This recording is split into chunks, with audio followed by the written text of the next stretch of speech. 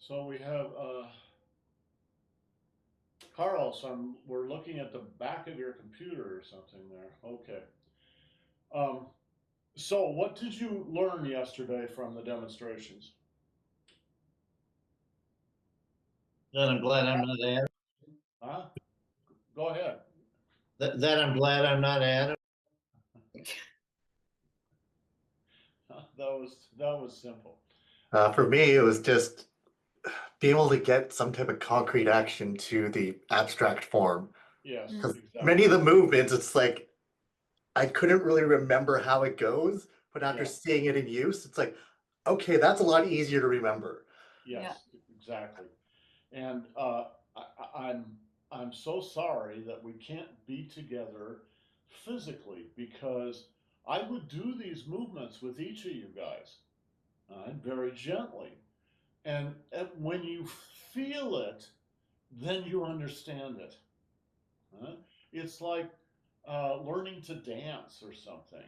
It's one thing to watch a video of someone teaching you to dance.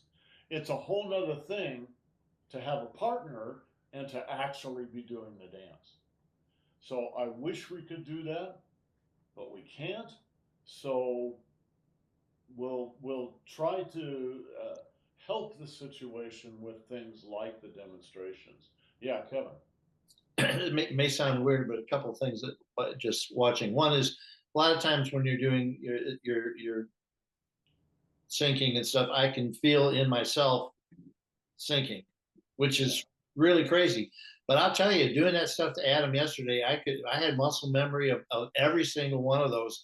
And I felt like in my joints exactly what was going on. I thought, man, that's really strange. That's exactly right. You when you actually do these things, you develop a kind of muscle memory. And then when you see it, you can still feel it. Now, I'll give you a clue. You can develop that even watching a video, but there's a trick that you have to do to make this work. Um, let's say you're trying to learn a certain move, like that move, right? Or what it's really all about. You have to watch a practitioner do that over and over and over again, maybe 12, 15, 18 times in a row. So you have to set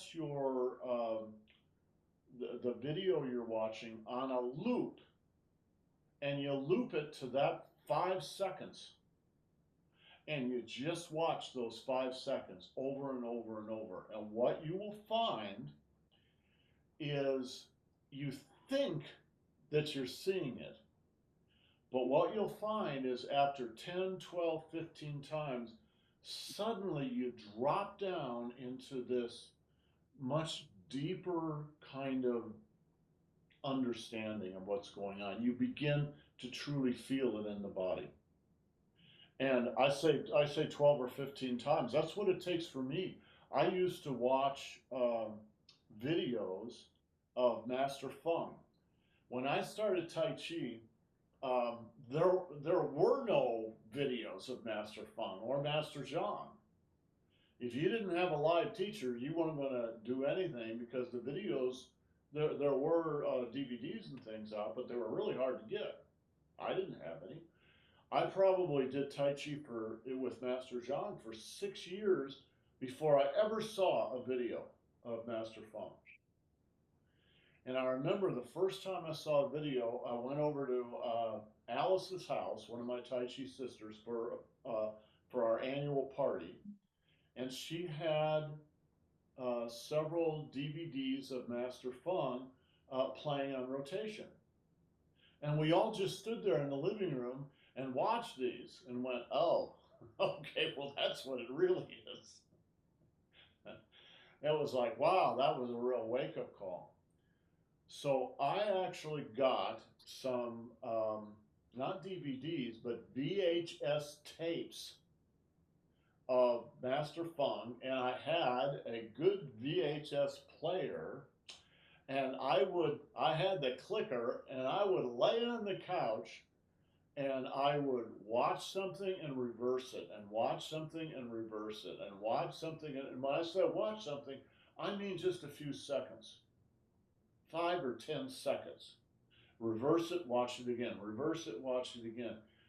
And I realized that I did not really see what he was doing until I had watched it at least a dozen times. And then it was like, oh, okay, that's what he's doing. Because when you watch it at first, and I think the experience I was having is pretty universal. When you watch it at first, how can I say, you sort of watching the outer movement. And then as you watch it half a dozen times, you're still kind of the outer movement. But every time you watch it, you're absorbing more, and at a certain point, then you start to go inside, and you start to see subtleties of the movement, and you start to see where he's going down into the ground, etc., etc.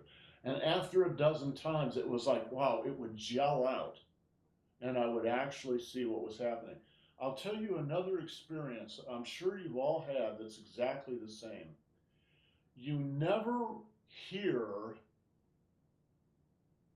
really hear, a song the first time you hear it. Mm-hmm. You have to listen to a piece a dozen times before it's kind of in there and you really get down into the music. That's true even with pop music. It is really true with classical music. Classical music has a complexity that is equal to the complexity in Tai Chi. You've got to listen to a piece. Well, let's pick a difficult one. You've got to listen to Rachmaninoff a dozen times before you actually hear him, because by then it's gotten in deeply enough. You're actually anticipating. You're actually beginning to understand deeper and deeper and deeper.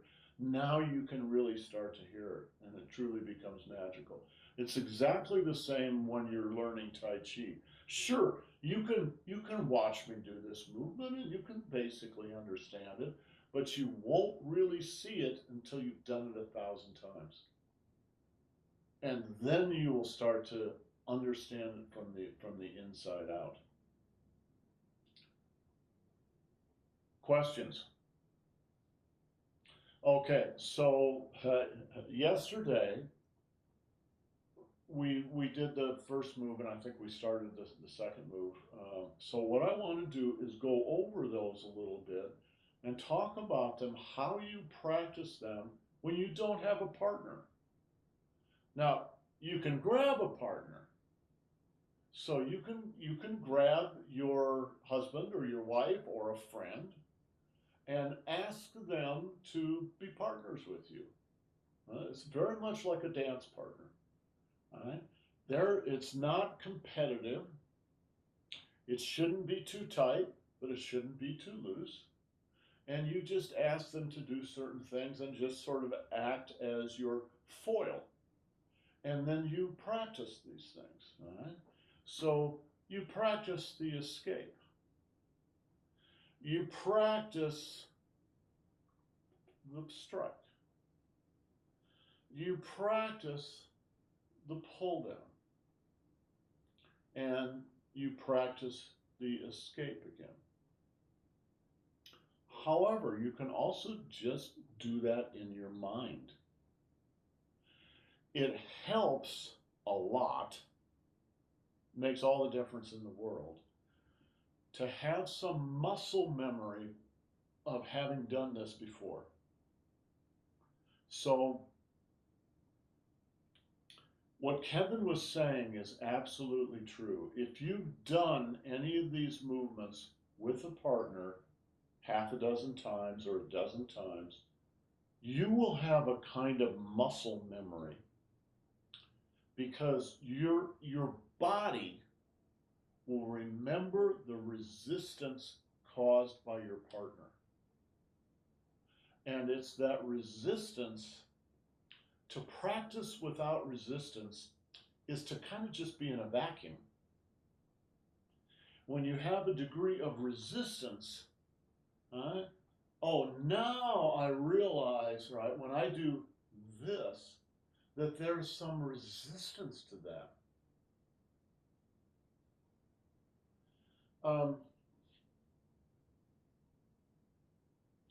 This is why I have mentioned in the past several times to become aware of what is around you. So what's around you? Huh? Well, there's nothing around me, right? There's nothing here. That's not true. There are 14 pounds of pressure on every square inch of your body when you're just standing in an empty room. You know, well, I don't feel anything. Exactly. You don't feel it. You have to become aware of it. You have to remember you're moving through a medium that resists your movement.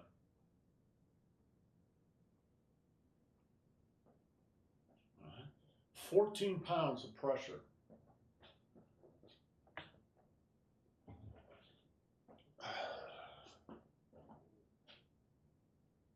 This is 10 pounds. It's half again as heavy as this on every square inch of my body. If you added this weight onto what you were already carrying, yeah, you'd notice it because of the change. You probably wouldn't be able to breathe.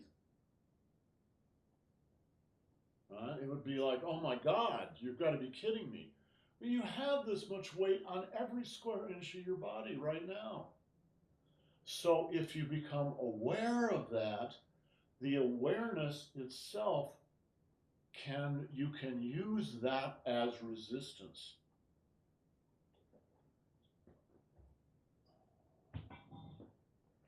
When I'm moving, right, pung. Pung is expansion energy. It happened to be going in this direction here. Right? Pung. For me, there's resistance to that. I'm lifting something. If I was lifting 14 pounds on every square inch of my body, wow, I'd be lifting a couple of 100 pounds just from my arms, much less the whole rest of my body. So being aware of that will make your movement much more sophisticated. Lift. Sink. When I'm sinking, I'm compressing something. Lift. Sink. It's not empty air. It's pressure.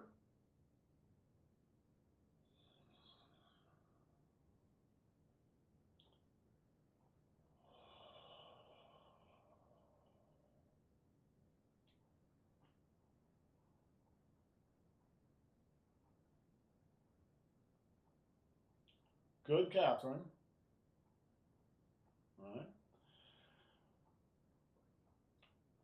Things like this. Take your Qigong and your Tai Chi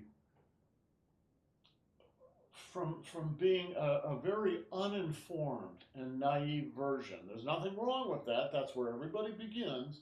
But it takes you from that level to a much higher level. When you do the first move, you're lifting, rolling it back, sinking it down and compressing it. And now you bounce off the ground and lift. You're lifting. Why does that make a difference? If in your mind, this is just empty, you don't engage muscle groups in your body because there's nothing there. You're not paying any attention to it. But if you think it's much more like you're in water and you're lifting something through the water, oh, okay, now suddenly all these different muscle groups engage. I'm engaging these muscles. I can feel them.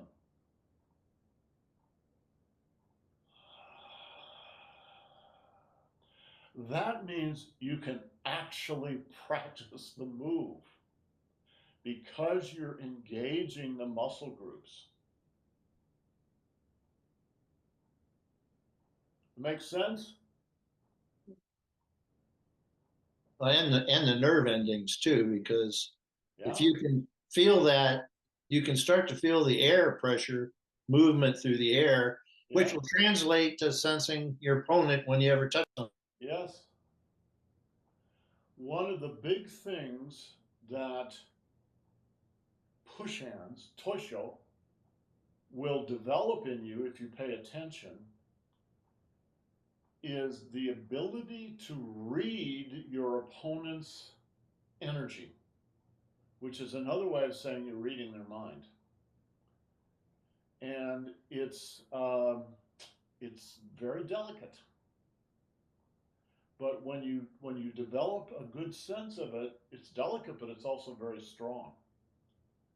So in a sense, you develop that, you practice that when you do the form, right? I'm lifting. Well, not only does that engage my muscle groups, a way to think of it is it's engaging your skin. And your skin is perceiving anything that might touch your skin, which means you're becoming much more sensitive to what is around you. The term they use for that in Tai Chi is Ting Jin. Ting means ear, Jin means energy. So we would translate that as hearing or listening. When you're becoming aware of what is around you, it's listening. They also, I think they use that because it's not visual. You can have your eyes closed and still listen. You're listening really with your proprioceptive uh, ability, sensory ability. All right. Master Zhang used to put it this way. He would say, your two ears are not your only ears. Every pore on your body is an ear. You listen with all your pores. You're listening.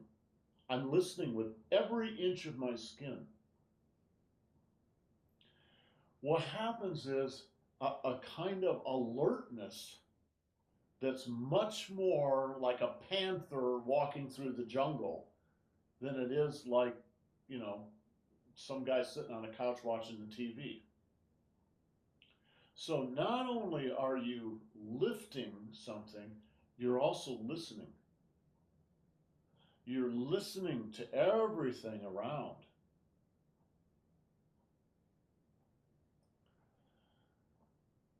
What kind of energy is listening? Is it yin or is it yang? Yin. Yin. Yin. It's yin.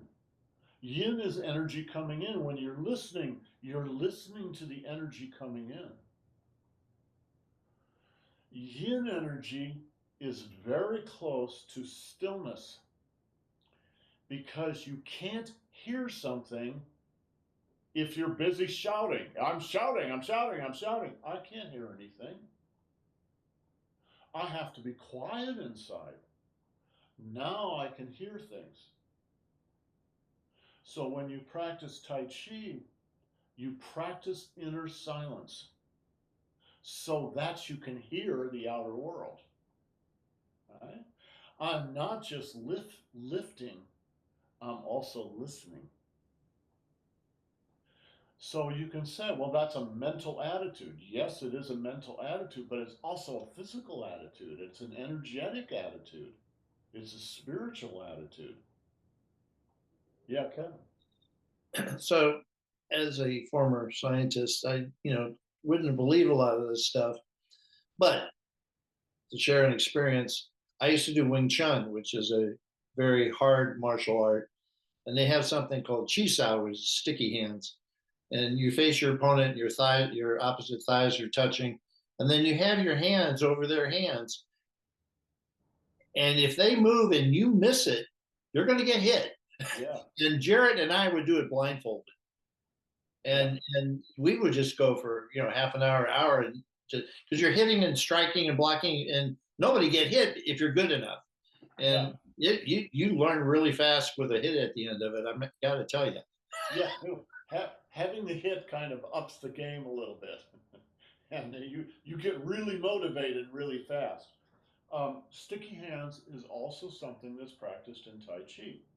Sticky hands means imagine you've got some kind of metaphorical glue on your body. It's not just your hands. When you touch someone, you sort of get glued to them. And what it is it's a form almost of becoming the same person. So just the barest beginning of movement in their body, you will sense it. Right? And then the ideal is you sense it and you just react to it very spontaneously. So it's much more like improvisation. Real Tai Chi is much more like improvisation than it is a series of learned martial applications. You just improvise perfectly. In fact, someone like Master Zhang or Master Feng, and I've pushed with both of them, they would read your mind. Now, they're not reading the words that you use in your mind. They're reading the beginning of the impulse to move before you're even conscious of it. They're conscious of it. And you would move and they would already be there. They would already have neutralized you. You would try to move, you couldn't move. So Master Jiang used to say it this way. He learned these English phrases. You move, I move faster. All right? He had just developed an ability to read another person. Your chi moves because your mind moves. So if he can detect the beginnings of movements are unconscious, but if he can become conscious of what to you is unconscious, he can get where you're going before you can. And that's what he would do it. And he would prove it to you. And you would go, I have no idea how you just did that. And he would go, that's right. You don't have any idea how I just did that. But if you're willing to study for 20 years, you might be able to figure it out.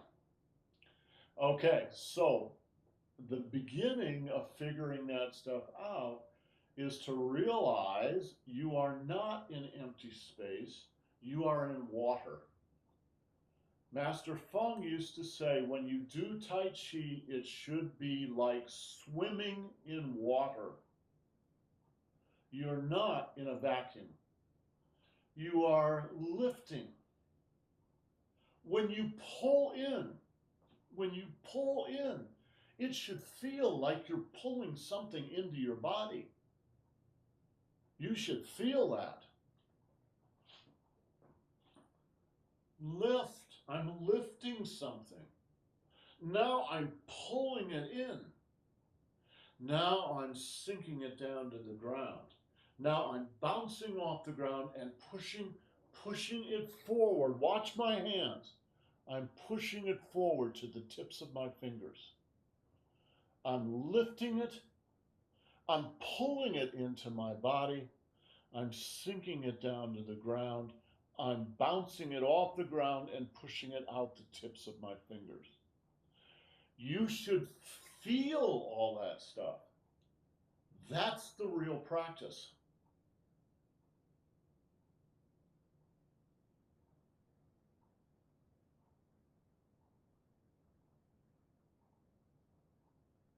Yes, Catherine, good.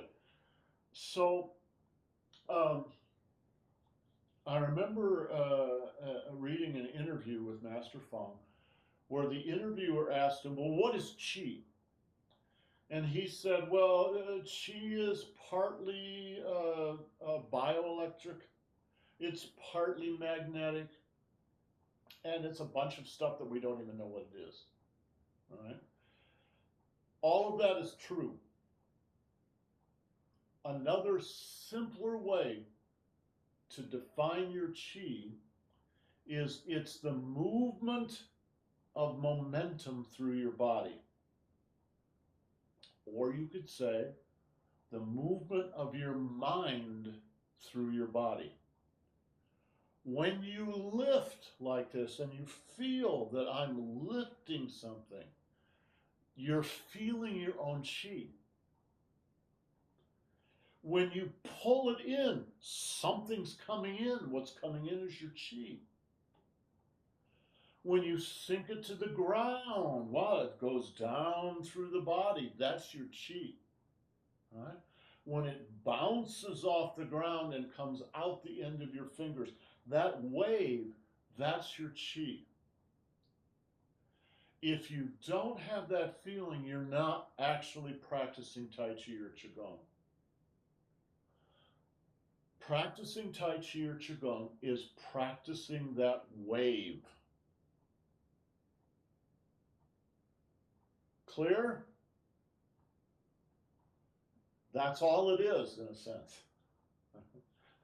And then it's just practicing it in a million different complexions, a million different directions. Right? Oh, here, I'm lifting. Now I'm sinking. I lift, I sink into the ground. I bounce off the ground. I'm moving it in this direction. I sink into the ground again. I'm moving it in this direction and squeezing it as I do it.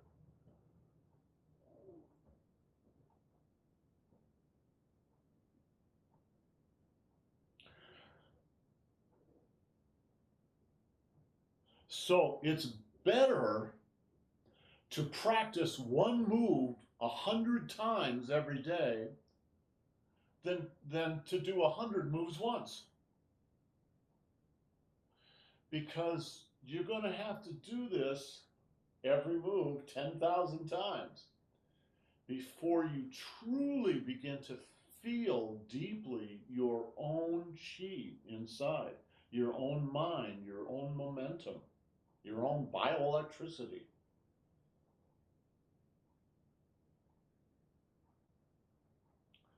Now, the good thing about practice like this, if you do it and you keep in mind these things that I've just mentioned, it's very pleasurable. It's very good for you. To move the Qi through your body is what keeps you healthy. That's the whole of Chinese traditional medicine, is have the Qi go through your body. It's the Qi moving through your body and moving through the tissues that keeps you healthy. So when you relax into this, remember I was talking earlier about Jill being here, and Jill has a habit of raising her shoulders. So I'm going to exaggerate, but only a little bit, right? Like this. This kind of knot in your shoulder, this stiffness in your shoulder, will stop the flow of Qi. It's like having a kink in a hose. In fact, let me tell you a story. There's a true story. I was over at Master Zhang's house. Well, I would used to go over there and do private lessons. And he was trying to explain to me, and don't forget, he didn't have very much English, and I didn't have very much Chinese. So he was trying to explain to me why qi stops in your body. And he was sort of casting around, and he saw the garden hose. And he went over to the garden hose and he turned on the water, and the water flowed, and then he took the hose and he went like this, boom. He put a kink in the hose and the water stopped. And he goes, that's what happens when you stiffen up a joint. It's like putting a kink in the garden hose. Just relax it. Here's another way to stop your chi. Oh, God, that hurts. All right? Just relax. Relax and let it flow. So, practicing in Tai Chi and Qigong should be very pleasurable. It should not be a strain. Right? It should feel good.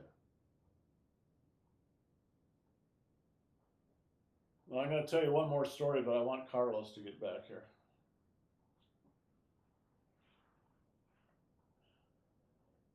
So, Carlos, let me tell you a story.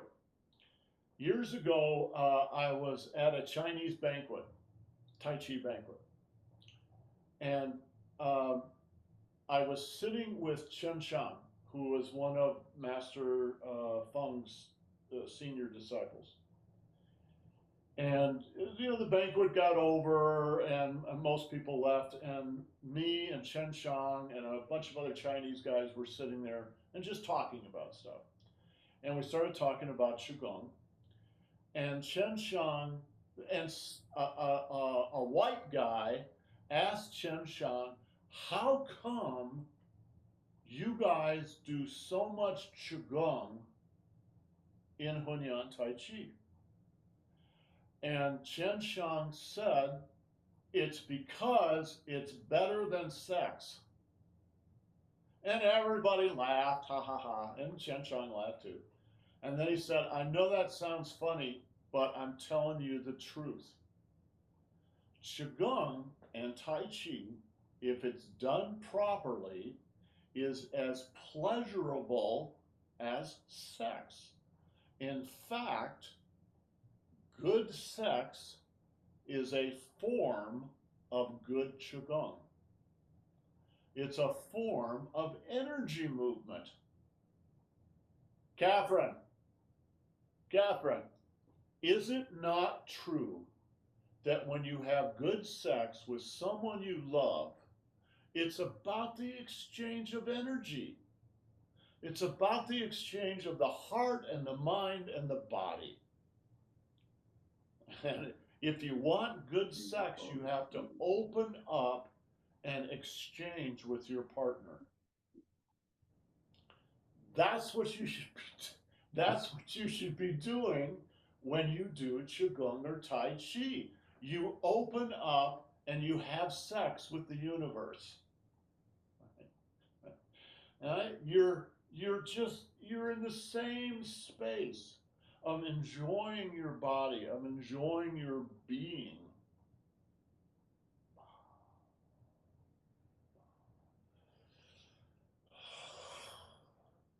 It just feels so effortless and enjoyable when you do it. Okay, let's at the end here, let's circle back to that idea of how you feel different energies when you do a movement. So we're looking at movement number one, right? You're lifting. You should feel that. You should feel like there's a kind of subtle weight that you're lifting. And now you're pulling it back into the body. Boom. The Danshin is turning back. The Danshin is turning this way. You're pulling it back into the body. And now you're sinking it down to the ground. You feel that.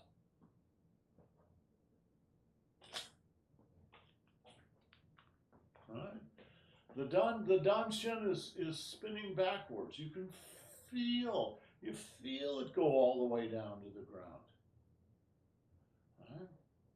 And now you lift it again and pull it into the body. That's a big movement. You should really feel like you're pulling something in. I don't think I've got it out here anymore. Annie's got it, but that big gray roly pillow that we had, you're pulling this in. Right? You're lifting.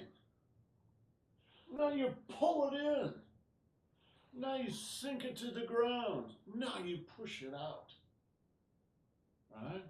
This is a meditation, a zabuton, right? This is a meditation pill. It's pretty heavy.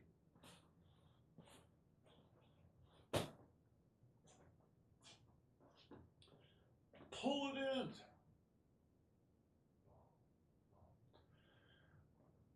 Watch my body. It's not this.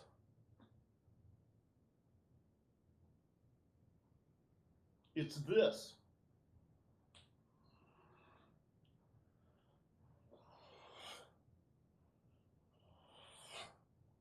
So what am I doing? What's the difference between doing it in a way that's empty and doing it in a way that's full?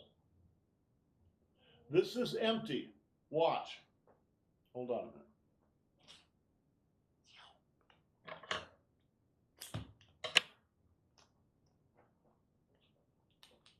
Watch this. This is empty. Now watch it full.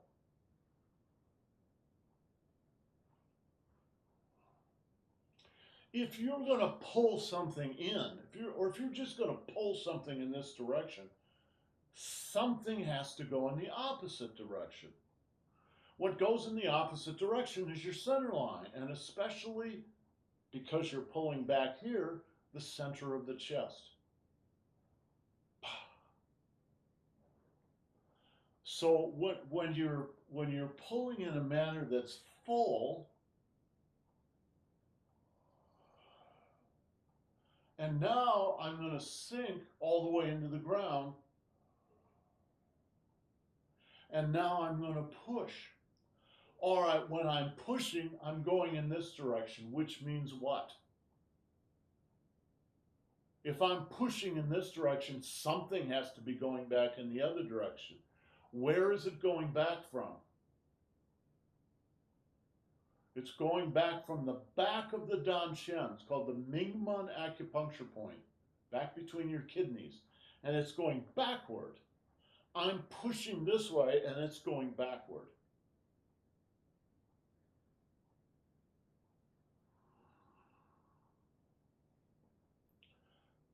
All right, that basic principle applies to every single move.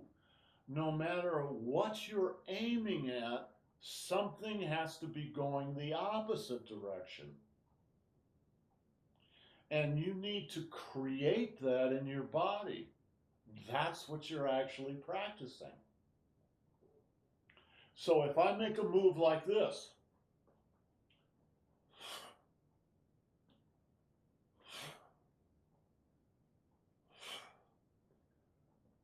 what do I need to be practicing in my body to make that move effective? Well, this energy is going down. That means there must be an energy coming up. Watch the top of my head.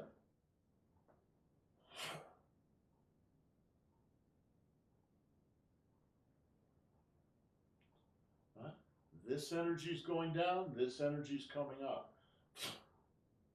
Boom. It's a very simple principle, but you have to learn to do it in a million different ways. Right? Every athlete does this, right? When you throw a football, if you're a quarterback and you're throwing a football, well, yeah, it has to work that way too. If you're going to throw the football that way, something has to be going back the other way. What was going back? Watch this hand.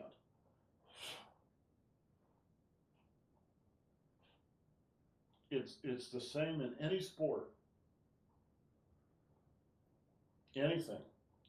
But Tai Chi and Qigong are, you could say, there's studies in doing this correctly. So that move that I just demonstrated is out of this movement. Watch.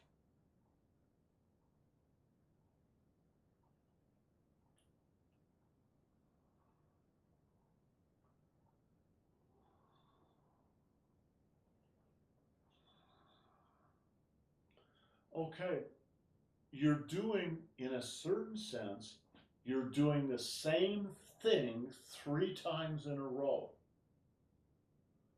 The first thing I'm going to do is throw this guy. I've got his hand.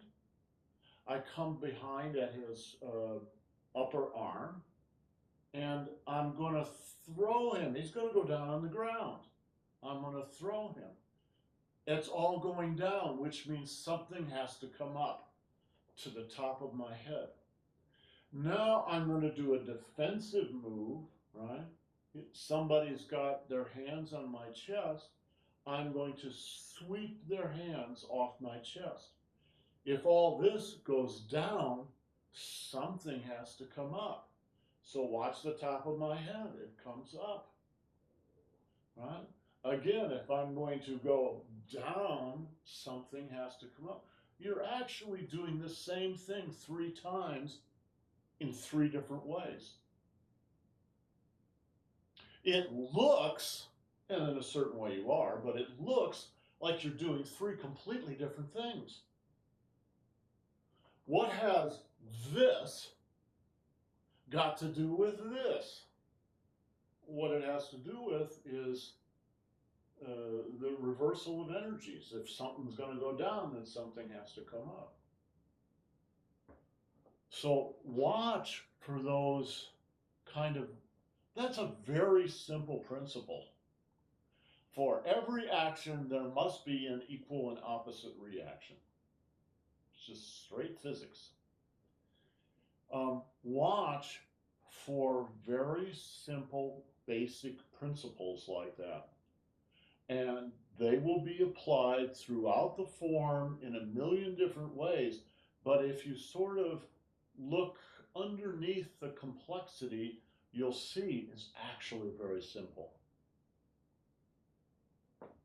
This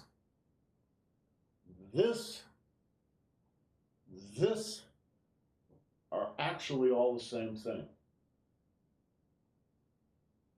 In the basic principle that makes them work are all the same principle. That's one of the reasons they string them together like that. So you go, oh, okay, this is all working on the same principle. And you get that principle in your body, now you can start to, right?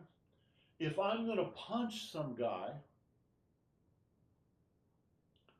it would help if I can use the other hand. Watch this one.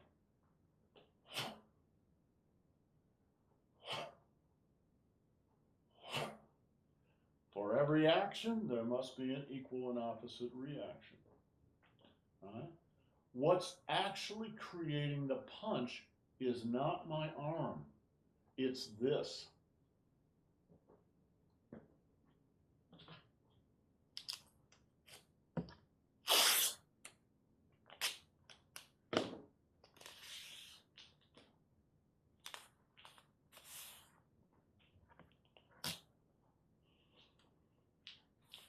It's my daimai, my waist channel. All I have to do is move that channel. It's not this. It's this.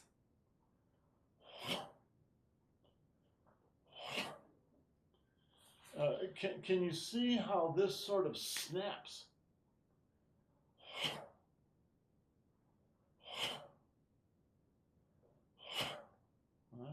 I'm snapping, I'm changing weight from my back foot to my front foot. That begins the turn of the waist, and then I just snap the waist. And then it propagates up through my body and out my arm. Boom. And you can feel it. Your hand, your fist, stays very soft until the wave comes down your hand, and as the wave goes through your fist, just as you come into contact with your opponent, only for that second does your fist get hard. It's soft, soft, soft, hard, and then immediately it's soft again.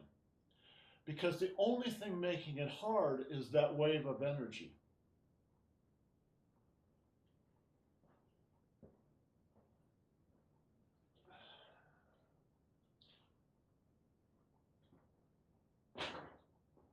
All right?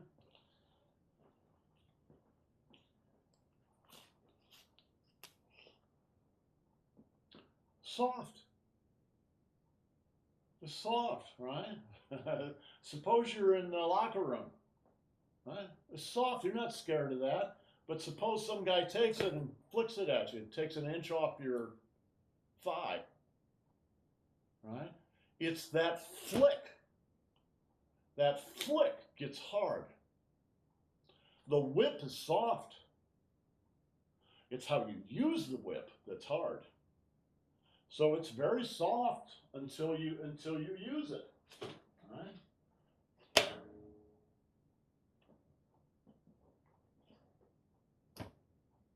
Soft. Soft. Soft. Soft.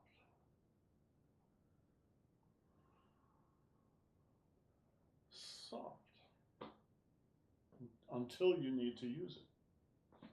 Okay, questions? All right, when you practice whatever moves there are, remember, you're in water, you're swimming in water, and everything is going to give you some resistance. If you push out, there's something resisting the push. If you're going to pull in, there's something resisting the pulling in. It's subtle, but it's there. Just feel that. Okay, questions? All right, guys. Have yourselves a great day. We'll see you next time. Ciao.